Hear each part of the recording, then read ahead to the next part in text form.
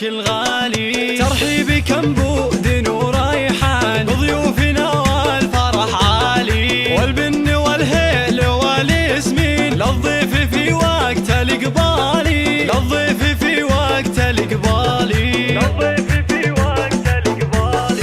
وأم العروس رحبتها الحين بضيفانها قول وافعالي، يا مرحبا ألف وملايين من فاطمة بأجمل الليالي، من أم عبد الله الفهلين، يا مرحبا بخير الأحفالي، يا مرحبا بخير الأحفالي، يا مرحبا بخير الأحفالي.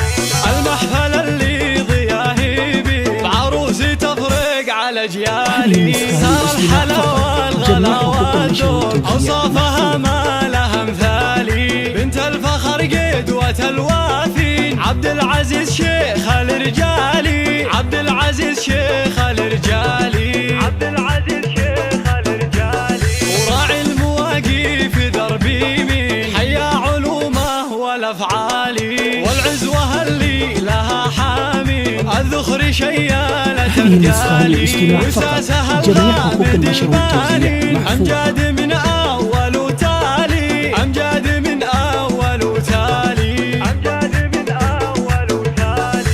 اهل المواقف درعمتين ولشانهم عز وجلالي، والختم جعل السعادة سنين وافراحكم يا عسى طوالي، يا مرحبا ويا هلا واهلين، يا مرحبا وحيك الغالي، ترحيبي كنبود وريحان بضيوفنا والفرح عالي، والبن والهيل والياسمين للضيف في وقت الإقبالي، للضيف في وقت الإقبالي، للضيف في وقت الإقبالي. وأم العروس رحبتها الحين بضيفانها قول وافعالي، يا مرحبا ألف وملايين من فاطمة بأجمل الليالي، من أم عبد الله الفهلين، يا مرحبا بخير الأحفالي، يا مرحبا بخير الأحفالي، يا مرحبا بخير الأحفالي. المحفل اللي ضياهي بي بعروسي تفرق على أجيالي، صار الحلا والغلا والذوق أوصافها ما لها مثالي، بنت الفخر قدوة الوافين عبد العزيز شيخ الرجالي، عبد العزيز شيخ الرجالي، عبد العزيز شيخ الرجالي.